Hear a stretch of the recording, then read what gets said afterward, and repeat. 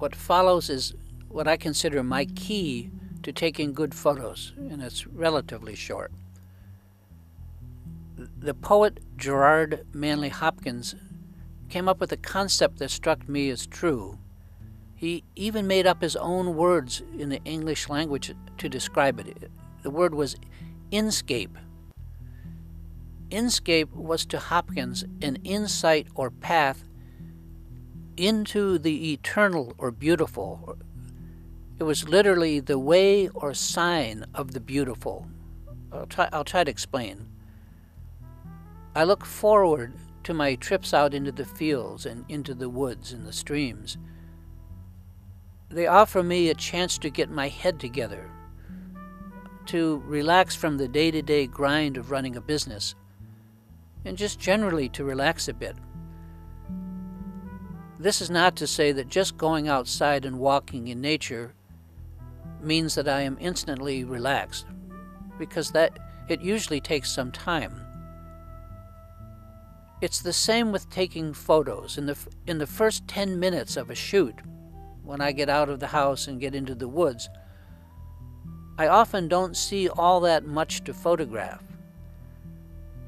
because I'm just moving too fast. It takes time. It takes time for me to slow down, to open up, and to actually see, and to let the natural beauty of whatever's around me come on in. It could be that I am still filled with all the workaday world thoughts, the things I have to do, the problems and whatnot. It takes time for my mind to relax and let go of its just, if nothing else, its constant chatter. You know, this day-to-day endless worry and thinking that we all have. It affects my photography. And here's where the word inscape comes in. As I get out there in the woods and I wander through the fields or wherever, I do actually start to slow down, and I begin to see things that are beautiful again, scenes that I actually might want to photograph.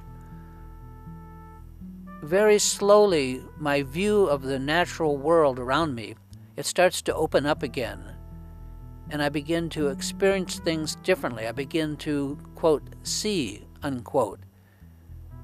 For me, this takes time. It doesn't just happen all at once. It could be this little pattern of leaves over here, or the way that the light comes through the forest canopy grabs me just a little bit, and the chatter of my own mind pauses and begins to slow down. As I walk along, some little thing or scene appears beautiful to me. I'm touched by it, even however lightly at first, but I gradually get distracted from my own daily distractions, and I begin to center.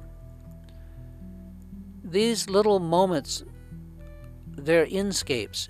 They're ways out of my more mundane world and into the beauty of nature, or, if I want to be really accurate, back into the state of my own mind, my own being. As I take my time, I'm able to see the beauty in things, once again, and what I am seeing suddenly seems worth photographing. Like most of us, I photograph what catches my interest, what I find beautiful or worthy in the world around me. These inscapes are signals that catch my attention, and they flag me down on my busy way forward to nowhere in particular. These moments and signs are how I stop going nowhere, and I manage to almost miraculously arrive somewhere once again. Perhaps arrive only at my own peace of mind.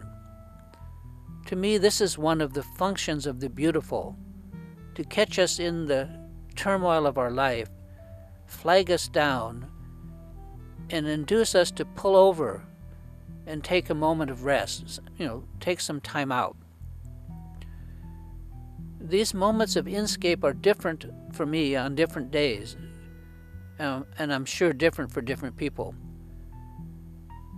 They represent the clues or the signs they catch my attention, and they show me the way into the beauty of the natural world, which is actually the beauty of our own mind. Another way of saying this might be, what is beauty actually? You know, what happens when we see something beautiful? Think about it. Beauty is not simply somewhere out there in nature waiting to be found, but it's always here within us. It's locked within us. It's locked within we who are seeing this nature, we who can see the beautiful.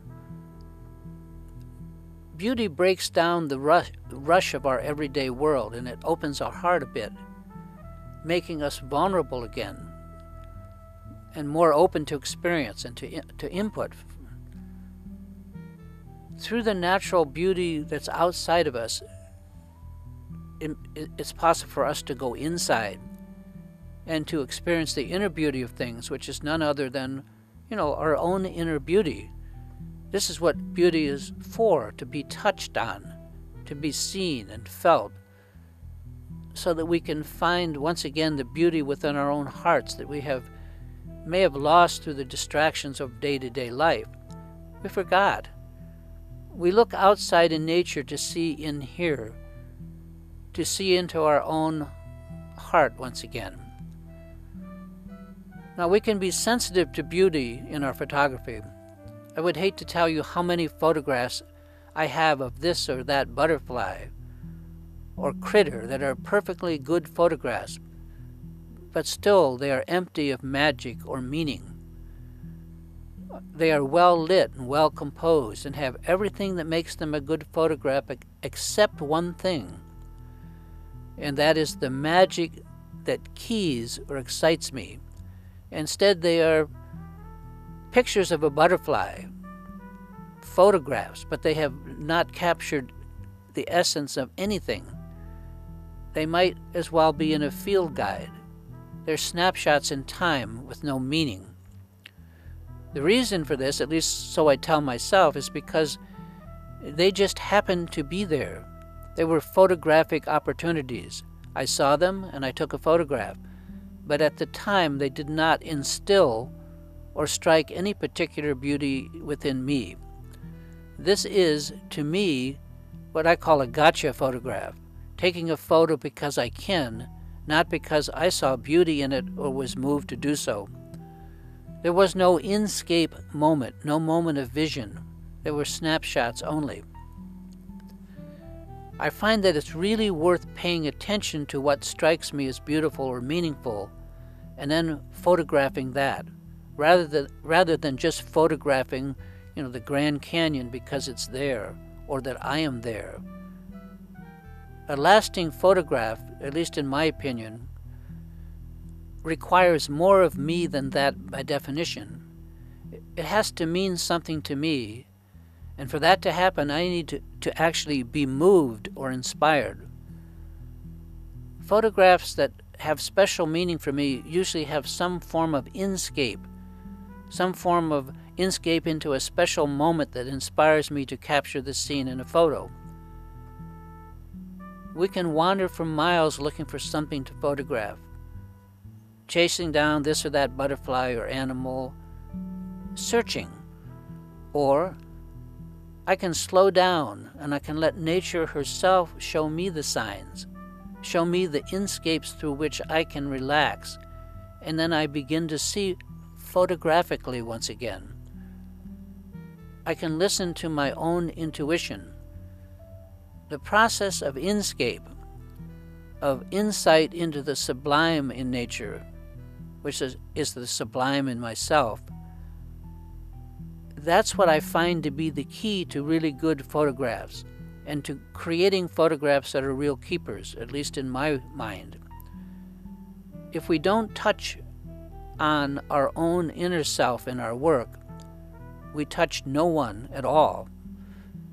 But when we are touched by a moment, I find that others feel this also. So touch one, touch all.